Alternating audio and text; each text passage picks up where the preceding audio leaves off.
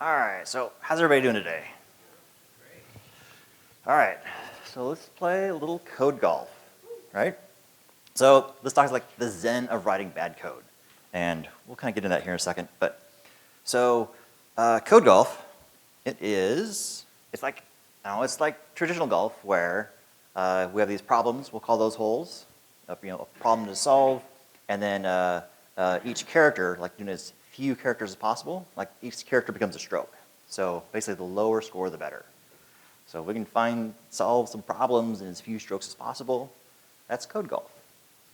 And I'm gonna do a lot of my referencing. So I guess why code golf? Because it's fun. Like it's solving problems and challenges in unique ways.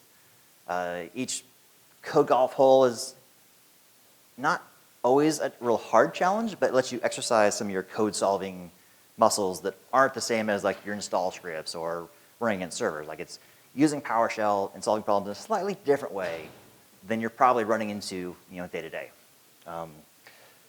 And code golf actually pushes you to find like creative solutions. Sometimes the most elegant solution or the most optimal solution might not be the fewest characters. So sometimes you can actually do things in a really bad way, but you can do so to have like fewer characters for the challenge.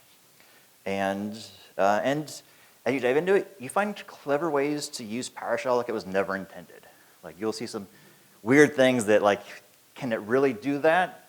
Yes, it does. In fact, I discovered things about PowerShell by doing code golf just by trying and experimenting. Like, hey, how can I steal a character here? And yeah, felt like I was like breaking the language as I was doing it.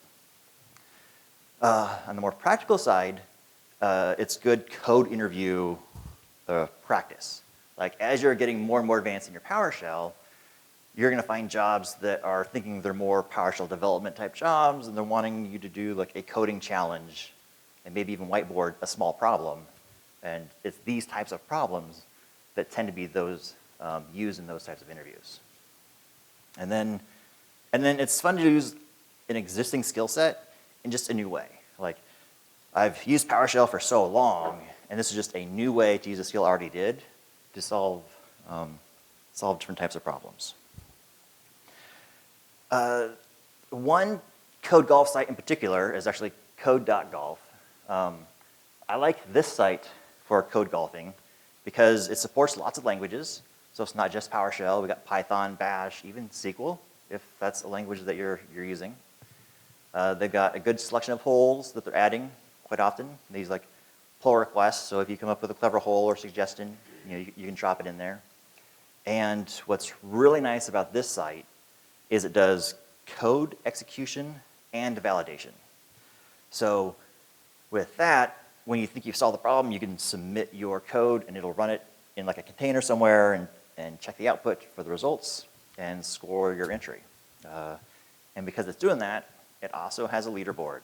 So if you get competitive, you can kind of see how you rank against other people on a per language or even a per hole basis. Like I'm like number 7 on the list, but part of my high score is because I've just done lots of the holes. Like if you actually got good at some of these holes, you could probably beat my score up there. So there's the first challenge to everyone in here. But the big disclaimer is just because you can do something doesn't mean that you should, right? We're going to see a couple weird quirks in PowerShell. When I write my articles, I like to go really in-depth on topics. And sometimes there's these oddities that I don't want to tell people about because they might actually use it. So there's some stuff in here like professional code is clean, easy to read, right? You're going to spend so much more time reading code than you will writing it, and it's just a very different skill set. So you will learn some gems in here, but there will be some things that I don't want to see in your production code. And like I said, code golf is none of that clean, easy to run, easy to test code. So with that, let's jump into some weird nuances and work our way towards some problems. So the very basics with code.golf is like any output counts, right? So your write host or write output for checking your results, it's actually just as good as just putting a string on the pipeline so it falls to the console. So we may as well just put the string out there for it to be read as the output, just a hello world versus trying to say write host or write output. Like there's already, 10 or so characters you can save just by not specifying write host. One nuance in my notation here is that I'm going to notate some of these nuances with the output. So I'm using this designation here to say that this line will output the dates in this format, or this line here will output this number. That'll help when I've got several things compared, so you kind of see the output from some commands versus me trying to run each one individually. But I'll still run a few of these here to capture output. So the first place we can steal a lot of characters in PowerShell is white space. So in a nice command like, say, this, right, like professional code is indented, multi-lines, easy to read, but cool go if we just steal all that white space out, put it on one line. If you're doing your challenges in VS Code, you can actually hop over here to like settings, the settings.json, and set your white space rendering to all. And now, when you're looking at the challenges, you can actually see these little dots in here that will indicate where your white space is. So let's look at a couple places where we can steal some white space. First off, in math, right? Operators, we can just take all of your equations and just scrunch those things right together. We don't have to have any spaces between multiplication or division or even if they're variable names. Since these symbols aren't valid names in a variable, the parser identifies these as separate operators. So yeah, we can just shove all this stuff together. And in the pipeline, like these you probably already know, right? Like in the pipeline, we can rob these spaces, for each or each side of the pipeline, and use an alias here, and we just save a ton of characters for our for loop here, where we don't need any white space. So these are probably things you probably ran into before, probably common, trick you probably already be aware of. But then we start getting into the weird ones, where condition expressions, like comparisons, like I didn't realize that I didn't need to put a space here between the 5 and the beginning of this comparison, or literally directly after. So here's 2 spaces you just don't need. And if they're variables, same story holds, because like I said, they're not valid characters in a variable. Oh, it does. And that's kind of why I call this bad code. You're going to stare some code like, what is going on there? And we can also like chain these operators together, right? Like if you have like an and statement in there, like this gets ugly fast, and you can do it. This is perfectly valid PowerShell. Don't do this in production. But yeah, just that we can chain all this stuff together, and the order of operations still holds true. So yeah, these will be evaluated appropriately. So if I run this one, for example, get a fate, I'll get true on that line. All right, so then the next place it kind of threw me for a loop that I discovered white space was optional was with the join, split, and replace, because they're actually operators as well. So if you look at your join statement, like we don't actually need the space between your variable and the join, or directly after the join. So there's like 2 spaces that, yep, we can get rid of those super fast. And then a clever nuance with the join statement is that if you actually put your array after the join, and you just want everything concatenated together, it will just join everything into a single string. So if I have, like, say, a whole bunch of characters, and I need them to be in a word or a string, you can just say join and your array, and it dumps these guys into just a single string, versus if you just do the array in, like, say, quotes, you'd probably have like a space between them by default. So there's a little nuances that come in handy. But this extends to the other ones too, right? So if I do split, key value pairs, I don't need spaces on either side of the splits, and same holds true for the replace operator. Clever nuance about the replace operator is that this empty space thing here at the end, go back, is actually optional as well. So you can actually use this line here to delete characters. Like you don't actually need to say what to replace it with if there's nothing to replace it. It's replacing it with null, which is nothing, and it works out beautiful. Here, let's run this one. So really the tip is start deleting stuff. Like if you're doing code golf and you're like, does this even need to be here? Just start taking it out, and sometimes it works and sometimes it didn't. Like these are all things I discovered through code golf, experimenting with the language. And then you can also chain these. This is ugly as well, but I can replace the dash, and then I can do replace directly after it. And you know what? Numbers, I don't need quotes around those. So I could remove both the dashes and the number 5 from this number in that ugly line of code. Okay, so that's the end of the white space. I'm actually going to turn this white space setting off. So I find it kind of distracting at times. So what are we doing next? I think I'm doing iterations. No, arrays of strings. Okay. So here, okay, it's a fun trick sheet. Okay, so here's how I might define an array in production code. You know, very verbose, lots of white space, easy to read. Of course, we can definitely put these on a single line, and they're still valid arrays. But you know, these quotes take up a lot of space. What if we didn't need to put the quotes there? Well, there's this fun trick you can do with write output that you can just put your strings in a line without the quotes, and you've got an array of strings. So now when I run this, I've got first, second, third. And we've got a handy alias for write output called echo. Remember the thing we're never supposed to use or don't use anymore? Yeah, it's really handy.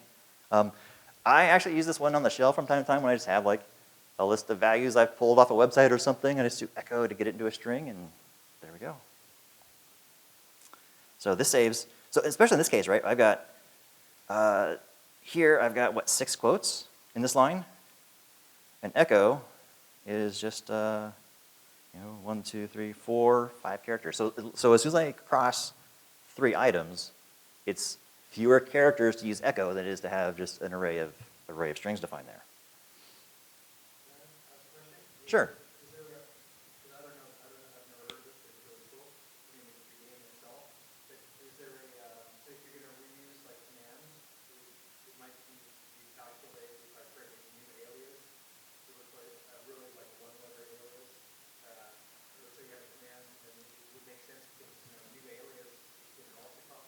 Yeah.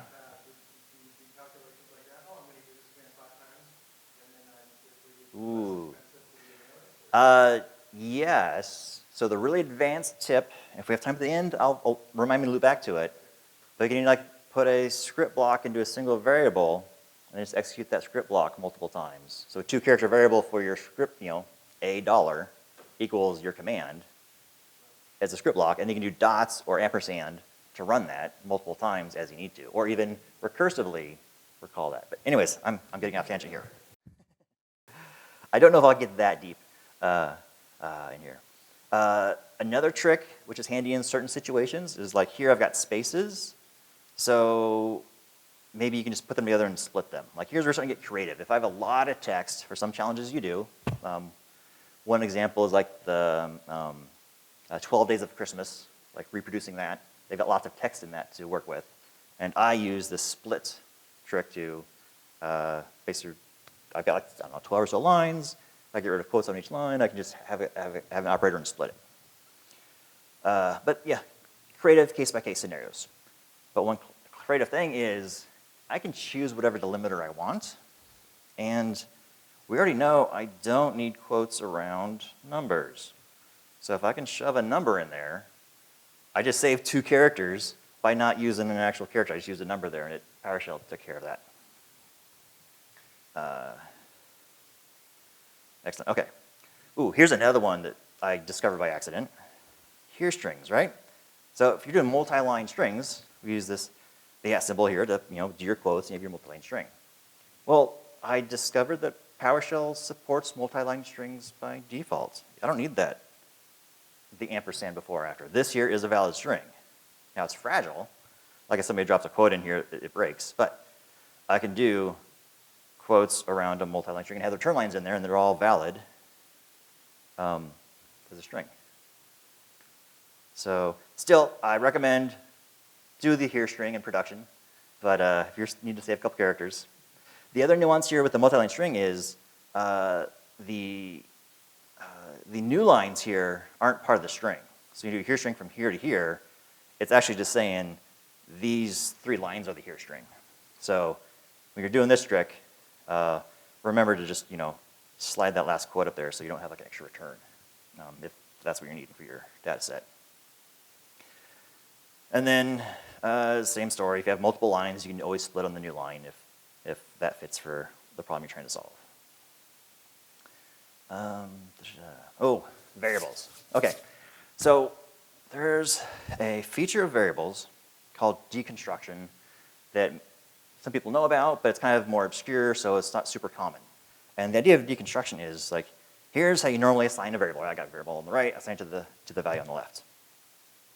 Well, deconstruction actually allows you to actually assign multiple values at once, and PowerShell will say, hey, I can put the first value in the first variable and the second value in the second variable. So this guy is actually quite clever and handy in some cases. In fact, if you're looking for a reason to use this one in production, like splitting an email address off of this is an example I've used before, is right, I've got a string, I'm splitting it in half to get the username and the domain separate. I can just assign them directly. I don't have to like index into the array to figure out which one is 0 and 1. I just assign them in this way. So yeah, so when I run this F8, and I get Kevmar on this line and Gmail on this line. So that one's super fun. Ooh, assigning extra values.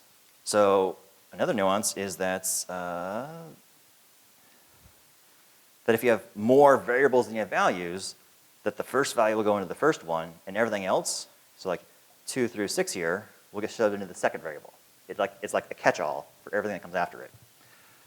So like in code golf, if you need to like skip the first one in a list, sometimes you can actually just shove them into 2 variables and throw away the first variable because the rest shows up after that.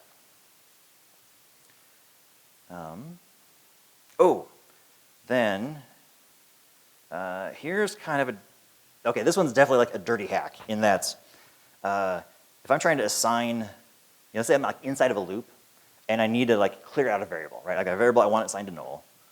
I could use a fake variable here that's not defined, right? So if I haven't defined z to anything, that's assigning to null. Well, I can actually combine this to a single line and put the second one here. So in a way, I'm actually assigning a and null to these 2 variables, and I've just shaved like 3 characters in a very dirty way here. Don't do this in production.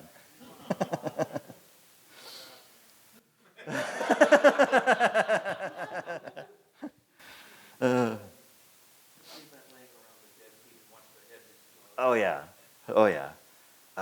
And then the other little trick is you can actually use this to swap variables, right? So instead of doing, I need to put this in a temp variable and juggle these 2 and use the temp variable back to the first one, we can just swap them. Just assign the first and the second, and PowerShell will just get this guy to go over there and this guy over here. So it's a one-line swap, one operation. If you're doing the Fibonacci challenge, this tip really helps. And chaining assignments. So if I need to get the same value in lots of things, you can just assign them right after each other. 1 equals 2 equals 3, and the value, and all of them will walk away with the value. So yeah. So that's one place I use this is if I've got like, I'm in a loop where I got a number coming in, I need to manipulate it a little bit, but I also need the base number. Like there's times where I will like assign a value coming in to multiple things, so I can manipulate them in different ways in crazy algorithms. But yeah, this A equals B equals C is super handy that way. Okay, this one here is also a really odd quirk of PowerShell that is super handy in code golf. And that is, like, when you do an assignment, like n equals a, there is no output on that, right? I don't get anything as a return value. But if I actually put parentheses around it, I get that value back and I can use it and do stuff with it. So here, if I run this, I'm gonna get a back as a value I can do things with. So I'm gonna combine this with something here in a moment, but so I use this in all kinds of challenges. Actually, where this is super handy is if you're defining a variable and then like using it somewhere else, like several times, like the first place you use it, you could actually like define it in line and use the parentheses to use the value. So that's one way to condense characters in a, and so this is really ugly code when you do that. And I've got an example later that we'll see this in action. And then adding one is super common. So, you know, we can always do the n plus 1, n plus equals 1, right? Adds 1 to the n variable. One that's less common, but not too obscure is we've got n plus plus, and you can actually do plus plus n. Both of these are adding 1 to the value. And I'm going to show you actually the nuance between these two. But these are equivalent of 193, 194, 195, 196. They're, as they're used here, effectively equivalent.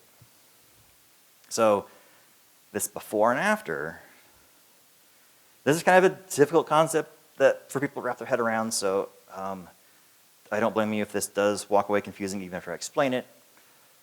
But when you use these in a equation, so this j plus plus actually means give me the value of j, then add 1 to the variable, and I'll use this value inside the equation. So it's give me the value, then add 1, and I'll work with it. Where this k plus plus is add 1 to the value, then give it to me, and I can use it in the equation. So as I look at this here, so both of these are defined as value 1.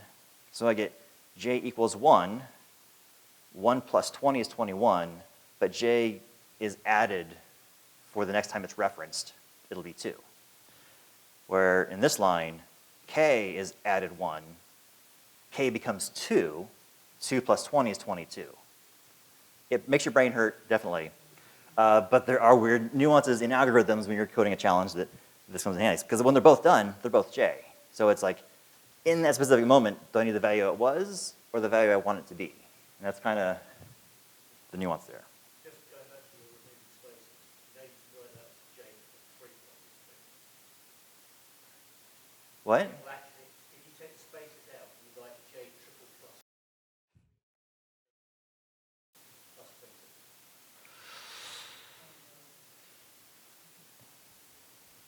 20. It did. It once. J hasn't been initialized. Oh, yeah. Thank you. Let's put that back. 21. You really want to play with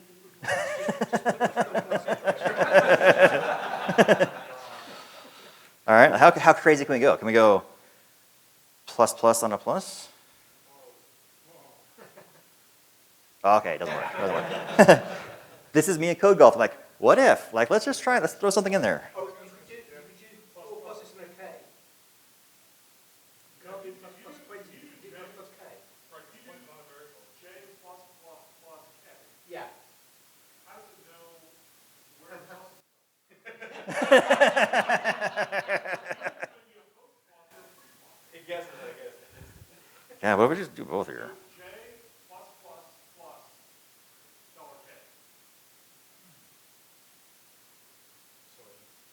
$K. All right, we're getting into some fun weeds here, but basically, play, test, experiment until it works, and then just don't touch it again. Right? That's the. All right. Okay, so inside of an algorithm, I'll get the value and I can work with it. There's other places where if I just run j plus plus or n plus plus by itself, it's an assignment and I don't get the value back. Right? So if up here, if I do like n equals 0, if I run that, F8, and I do n plus plus, for whatever reason in PowerShell, I don't actually get the value as a return value. It's not put on the pipeline. But I can combine that with that other trick a little bit ago that says, well, let's actually just put these on the pipeline after I assign them.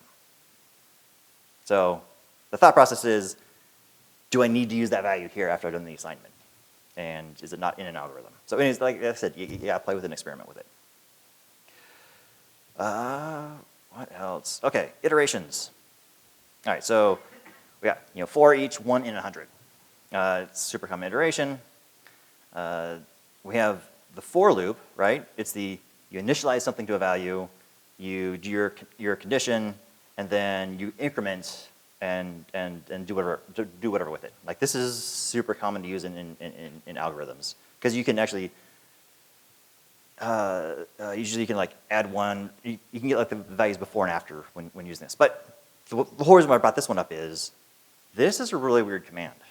Like if you really want to push this thing to the limits and discover that those sections are all optional. In fact, even those are optional. So your smallest possible for so if you want a forever loop, yeah, it's shorter than while one. So I'm branding it here, forever loop. Oh, now I can break that. But yeah, so it's easily 4 or 3 characters shorter than the while one. In fact, if you just want to mess with people's mind, you can just say forever, ever.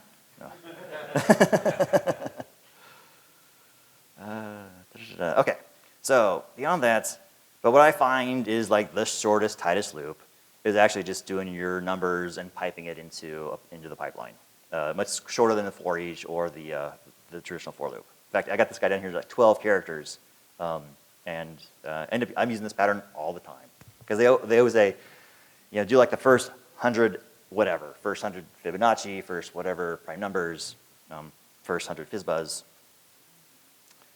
In fact, with that, let's go look at our first actual example here. So we're going to actually deep dive into FizzBuzz. And if you haven't heard this one, the challenge is like from 1 to 100, print all the numbers, except if it's divisible by 3, print fizz. If it's divisible by 5, print buzz. And if it's divisible by both, print FizzBuzz. Right? So here's an example of the output here on the right. So we're basically going to write, this is a pretty famous example of a coding challenge for an interview. It's almost a parody at this point that it's so common. But, I didn't want to do that. Let's jump into the code. All right, FizzBuzz. Effectively recreated the instructions in here, example outputs. I am making use of the modulus operator, super common in math algorithms. You might already know this one, right? But modulus is like when you're doing division and it's the remainder. So if I divide something by 2, modulus tells me the remainder. So here, 0 divided by 2, remainder 0. 1 divided by 2 is remainder 1. 3 divided by 2 is remainder 1. And so this is a way to do like even odds, right? If it's even, it's this. If it's odd, it's that. So actually, here's my example. So if the value is 0, it is evenly divisible. So we're going to throw in a first pass. And actually, can I get this guy to fit? So here's a first pass. So when I'm doing code golf, I will get a solution, and I'll do it clean. I'll use good variable names because I'm going to muck with the algorithm a bit in a way that I can read it and work with it. So let's actually see this guy run. Actually, no. So I start with it. So I kind of start with the case where like, hey, if it's both, we're doing, is it divisible by 3? Yes. And is it divisible by 5? We got FizzBuzz. If it's divisible by 3, we got fizz. If it's divisible by 5, buzz. This is very inefficient, but this solves the question, right? Let's have a solution. And we're going to jump over into the CodeGolf site here. Oh, that's supposed to be CodeGolf. Or there it is. Thank you. All right. So here's the site. So here's what the challenge looks like, where they give you the details of the challenge. You can actually jump between languages. Your current score and the ones around you are on the right over here. And then when you run it, it will execute, and we get this green smiley face when everything works. So here I've got one that's working. Now if you have like an extra character somewhere, or let's say we're getting like a space between this, right? It's going to do the check and tell you, oh, your input and output don't quite match.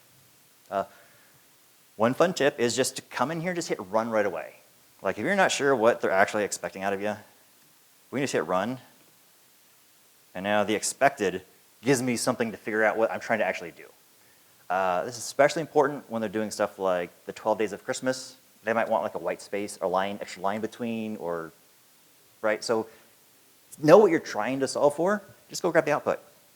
In fact, fun tip, we can actually solve FizzBuzz here. I do this and grab here. Can I grab everything?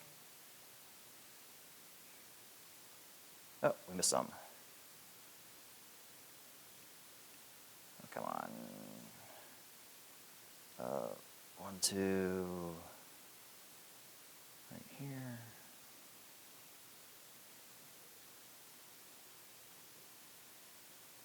All right, got a slight little bit of overlap, so I need to drop the, I delete from here to here. All right.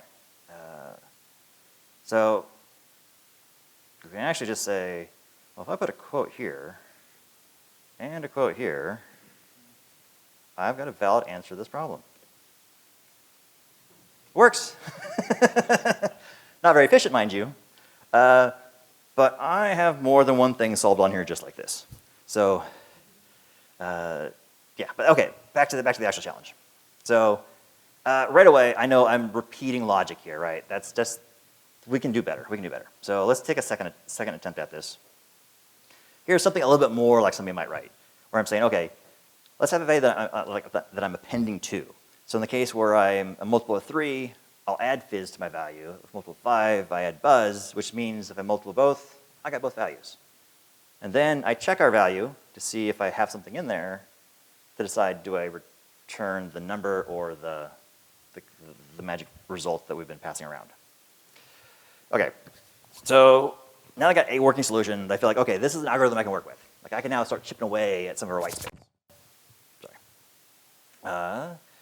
So I'm going to drop my variable names and compress some of these lines. Right. So this is the same code, except I changed to one single character variable names. Right. That's wasted characters if you're having long variable names in your actual challenge submission. And I wrapped my lines so that some of the stuff is in a single line, and so I can kind of see what I'm working with here. Some of this stuff I'm kind of leaving in place for now, just so it's easier to read during the presentation. So I'm leaving this indented so we can kind of see some of these things. So don't be screaming at me like, hey, there's a tab indent there. We'll get that later. We'll get that. Okay. So I'm going to start attacking this piece here. I feel like there's room for improvement in this if logic. So, I take that back. I'm getting off a little bit. Let's do our for each, because I already said that I know we can do the pipeline here, right? So I'll take my algorithm. In this case, I know for each is kind of my answer. You know, using my aliases, remove the white space. Right? There's 25 characters of 12. Excellent, nice, easy, low-hanging fruit. So here's our example. You know, with using the pipeline. So now I'm going to tackle our if conditions. So let's look at other ways we can do this. First off, I'm going to pull this assignment out because we can do, you know, the if value and assign it back to a variable, because I think this is the core piece we're actually trying to solve for. And this is where I'm going to start looking at the ternary operator, right? PowerShell 7 and CodeGolf runs PowerShell 7 when it's doing the challenges. We have the ternary, which lets you do a condition. Right? There's a condition, and if this is true or false, we get the true value or the false value. And it's beautiful for CodeGolf.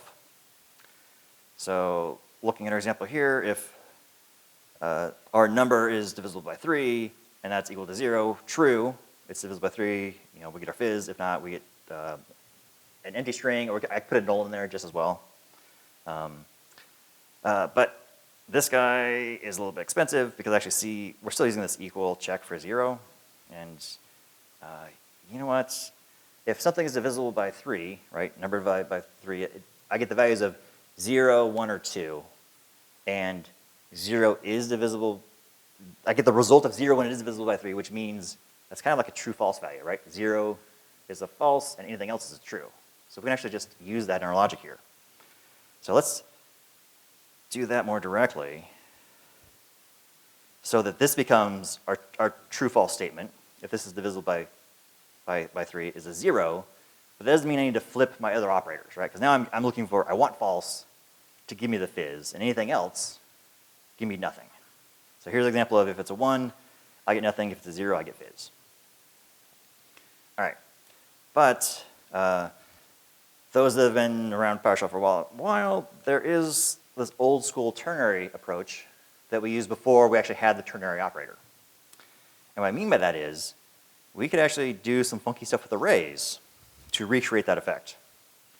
Or if I have an array of 2 values, and the condition is the index into that array, a true value is 1, and a false value is 0. So I can actually say, if this is false, give me the first one, and if this is true, give me the second one.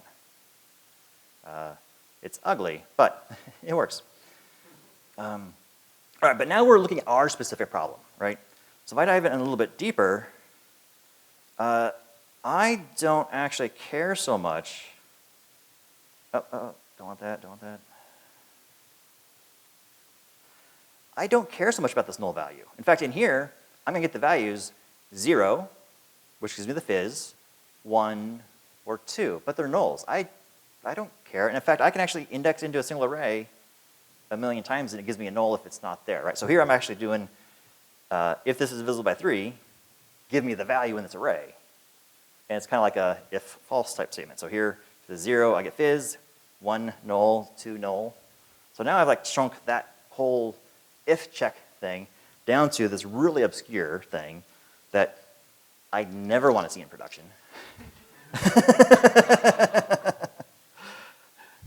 But it's very few characters. So back to our FizzBuzz example, and these two side by side, we can kind of see how the top one versus the bottom one, we're starting to shift now where like it's getting more obscure and ugly to look at, but this is the phase we're at, is taking small pieces and finding a better solution for them. So while we're doing that, let's continue on. And these 2 lines here, right? The if equals nothing are values. Return those. So here, so I'm going to actually initialize these values so I have something to work with. And then, all right, so here's what we're using in our logic. But we just learned the ternary. Let's experiment with that. So here, if r equals nothing, give us the number, else give us back what our return value was. But I'm doing this trick again. Like, isn't an empty string false, right? So let's get rid of this and just flip the values again. So now if I have a value, if there is a value there, just return the value. If not, give me the number. In fact, if I actually show these more live here, F8, I get the numerical value because my R was empty, and if I have actually fizz in there already, F8, I'm getting fizz back. So if I remove the white space, this is like 10 characters. So there's a nuance here where this is a valid variable name. So I got to have a space there, and this is valid in a variable name for like scoping. So I got to have a space here. This is one of those spaces I just can't get rid of that space. So we can experiment with the old ternary, but I need to get that string into a Boolean. Like I actually need an actual true false there to actually, do my indexing trick. And I can do a bool there, but that's ugly. I could not the value. So if I do like not R or not the value, I get true and falses. I got to change the values, but it's a worthwhile experiment. But I'm already past 13 characters, so I'm going to describe this. But I do these explorations just to figure out the nuances, right? So now we're at, with our ternary, 89 characters. Okay. So now we start getting to the phase where we start just like actually hacking. So once I got the algorithm like tight, I start like not caring about the algorithm so much, but how can I like abuse PowerShell and what I'm staring at? And here, I feel like we can combine all 3 of these lines. All right, is that what I actually do next? Yeah, I do. So I don't need to pre-assign this. I can actually put these on the same line, right? Like, there's no need to have those in separate lines. Excellent. So so there's, white space we're just whittling away. And that's what I have in this line. And then next, you know what? Okay, we're getting really ugly at this point, so bear with me. This is going to be hard to watch. But I'm defining this value, and I'm using it right here. Remember how I said we could do this trick, where I say, let's define a value and use it? I can now delete this here, and I've inlined that whole ugly thing, and I've just saved a whole bunch of characters by doing that. And if we keep going now, I can bring this up here. I can finally get rid of this I never needed. And now I've got an inline, a true inline FizzBuzz in 53 characters. This is the ugly code I was talking about when I was saying it's ugly. So with that, but we can go smaller here, and I think I jumped ahead on a couple lines. Okay, so this is our one-liner, as I've kind of manipulated it. So is that the best we can do? We can go down a different route. If we relook at our trick here, you can do some stuff with strings, where if I actually take fizz times 1, I get fizz, or fizz times 0, I get empty string. So if I can get this into a mathematical equation where I'm doing it times 1 or 0, I get my value or not. So using this trick, I got to do not here, because I actually need, so I'll get a 0 if it's a multiple, or if it's divisible. But I actually want a 1, so I do not to flip it, and I take that times the value. In a weird way, I've saved like, what, 1 character? So when you're starting to get down to the tiny speeds, you're doing the craziest acrobatics to save single characters, and hopefully, your insanity holds with you.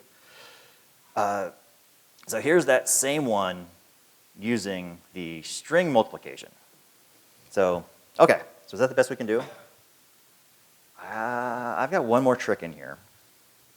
And we're going to backtrack a little bit, but PowerShell added the null coalescing operator, right? What that means is, if you're doing this thing where you're saying, if the value is null, let's assign it to something, right? Well, in PowerShell, we got this one-liner that says, if this value is null, assign it to something. These two are equivalent. So PowerShell 7, this guy has to be null, which is an important distinction here. But yeah, so it's a great way to assign values in nulls. And you can do it in line to where if you're saying, if value is null, give me default, as I assign it to something else. So this is a lot sexier than our ternary we were using a little bit ago, right? Because now, if this guy is null, I actually return my numeric value back. But if it's not, that's the value I get back. So right there, I'm saving a ton of characters. So this guy here, a really ugly one. Remember how we did this whole ugly thing with this whole R assignment? Let's just get rid of R. So I don't need R anymore. I don't need R anymore here. This guy here is a double question mark, and I don't know those parentheses around it. And boom, we've got a 45 character FizzBuzz. If we hop over into Code Golf, I haven't though, that's the problem.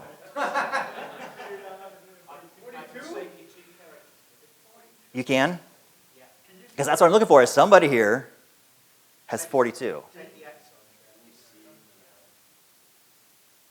I've tried that, unfortunately.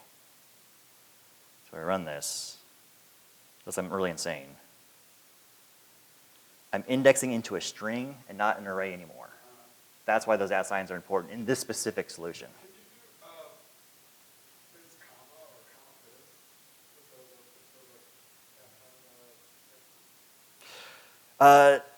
We end up with order of operations, so I can actually do this, because I actually need to index into an array. So this is my trap. This is my trap I'm stuck in, is I can't index into the string. I actually need an array there. Yeah, so that's where I'm stuck. I would love to see the solutions that can beat this 45 because somebody has obviously gotten 42. No, you can't. So I've just shared with you my best solution. And I've got this whole thing up on GitHub. And with that, I think we're right at time. But I did leave something else in here for you. If you do want to explore this on your own, I did add a very similar demo for 12 Days of Christmas in here, where I break it down piece by piece, just like I did FizzBuzz, and it uses the tricks that I already explained in the talk. So there's no new magic in here, almost, but for the most part, no new magic in here to do 12 Days of Christmas as a one, So with that, I know we're at time, but I'll definitely hang out and take questions. So yeah, thank you for joining the session.